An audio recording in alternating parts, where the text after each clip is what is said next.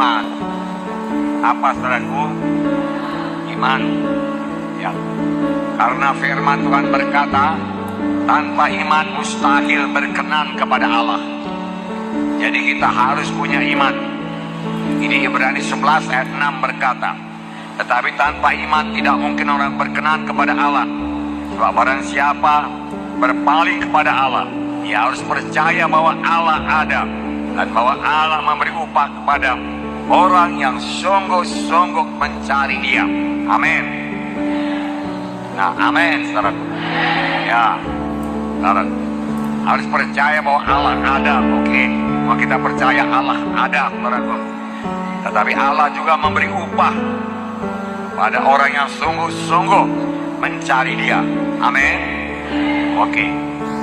Jadi setiap orang harus memiliki iman. Haleluya. Jadi pengakuan mulut ini sangat berkuasa. Pengakuan mulut ini sangat berkuasa. Ucapan kita sangat berkuasa. Bahkan nanti kita lihat keselamatan jiwa pun dari pengakuan dengan mulut. Tidak lepas daripada pengakuan dengan mulut. Dalam Alkitab diterangkan mengenai seorang lumpuh digotong oleh 4 orang.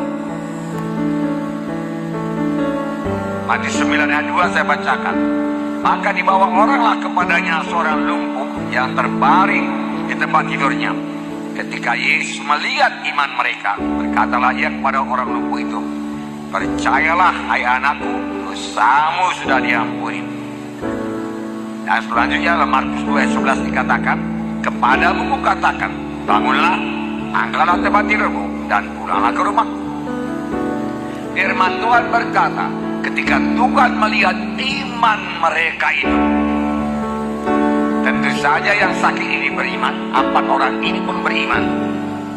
Kalau mereka tidak beriman, mereka tidak akan menggotong orang sakit dari rumah sampai ke tempat di mana Tuhan Yesus mengajar. Kemudian mereka naik ke atap, lalu membuka atap di atas Yesus, lalu mengulur orang sakit itu ke bawah. Itulah dia tindakan iman. Dan firman Tuhan berkata, itu semua dilihat Tuhan. Tentunya dia percaya penuh kalau dia berjumpa dengan Tuhan Yesus, dia akan sembuh. Sesuatu pasti terjadi kalau dia bertemu dengan Tuhan Yesus. Aku tidak akan lumpuh lagi, dan sama sebagaimana imanmu jadi padamu.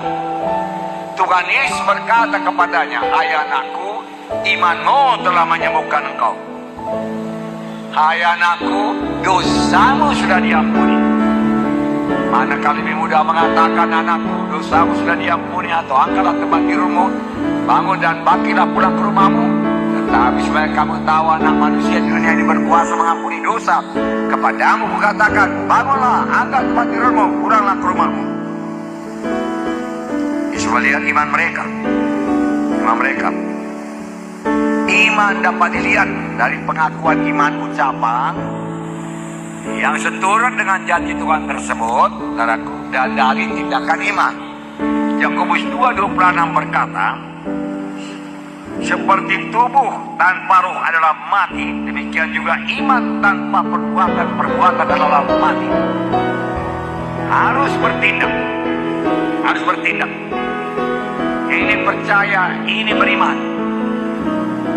Tidak benar ada orang mengatakan dia percaya kesembuhan tapi tidak ada tindakan. Saudaraku, tidak. Nah, saudaraku, 2 orang buta mengikuti Yesus. Saudaraku, mereka menangis berteriak. Saya bacakan ceritanya Matius 9:27-30.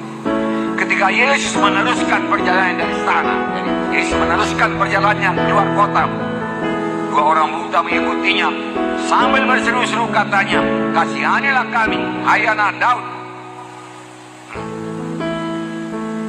Kemudian selanjutnya, setelah Yesus masuk ke dalam sebuah rumah, Yesus sampai ke kampung lain dan masuk ke sebuah rumah. Orang buta itu masih terus mengikut. Bagaimana dia mengikutnya? Boleh jadi dia ikut-ikut suara itu terus.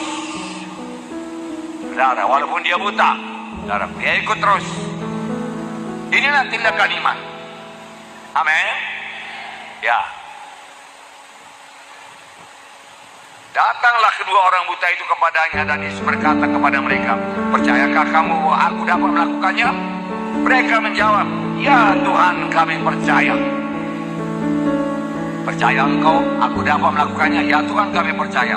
Lalu Yesus menjamah mata mereka sambil berkata, "Jadilah kepadamu menurut imanmu." Dan sampai sekarang Tuhan Yesus masih berkata, "Jadilah kepadamu menurut imanmu." Nah, saudara, lalu Yesus menjamah mata mereka sambil berkata, "Jadilah kepadamu menurut imanmu." Lalu Tuhan berkata, "Jadilah kepadamu menurut imanmu." Maka meleklah mata mereka.